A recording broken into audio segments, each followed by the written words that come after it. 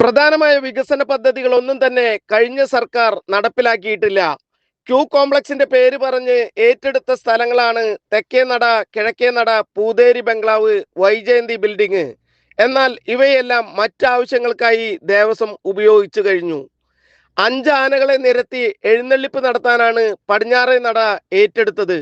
അതും മറ്റാവശ്യങ്ങൾക്കായി ഉപയോഗിക്കുകയാണ്. കിഴക്ക് ഭാഗത്ത് കടകൾ നീക്കം ചെയ്തത് ക്യൂ കോംപ്ലക്സിന് വേണ്ടി. അവിടെ ആ ഭൂമി ഇന്ന് ഗുരുവായൂർ ദേവസ്വത്തിന്റെ കീഴിലുള്ള സൊസൈറ്റികൾക്ക് കടകൾ നടത്താൻ വേണ്ടി കൊടുത്തിരിക്കുകയാണ്. തെക്കേ നട ആ സ്ഥലം എക്വയർ ചെയ്തത് ക്യൂ കോംപ്ലക്സിന് വേണ്ടിയിട്ടാണ്. അപ്പോൾ ഇപ്പോഴവിടെ സ്റ്റേജ് കെട്ടി ഡാൻസും മറ്റുള്ള പരിപാടികളും നടത്തുന്ന സ്ഥലവും അതിർത്തിന്റെ ചുറ്റുമുള്ള പ്രദേശത്ത് എക്വയർ ചെയ്തത് 5 ആനേനെ ഒന്നിച്ചു നിർത്തി എഴുന്നള്ളിപ്പിന് നടത്താൻ വേണ്ടിയിട്ടാണ് ചുറ്റും എക്വയർ ചെയ്തത്. ആ സ്ഥലത്താണ് അന്നലക്ഷ്മി ഹാളും മുന്നോട്ട് തള്ളി നിർത്തിയിട്ട് അവിടെ ബ്ലോക്കായിട്ട് ഇപ്പൊ 3 ആനകൾക്ക് തന്നെ കടന്നു പോകാൻ സാധിക്കുന്നില്ല.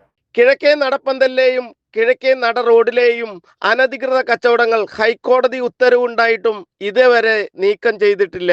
വ്യാപാരി വ്യവസായി ഏകോപന സമിതി അധികാരികളെ ബന്ധപ്പെട്ടിട്ടും ഇതേവരെ ഒരു നടപടിയും ഉണ്ടായിട്ടില്ല. ഇത്തരത്തിൽ ഒട്ടേറെ സങ്കീർണമായ പ്രശ്നങ്ങൾക്ക് പരിഹാരം കാണാനാകും എന്നാണ് ജനങ്ങളുടെ പ്രതീക്ഷ. ജനം, ഗുരുവായൂർ.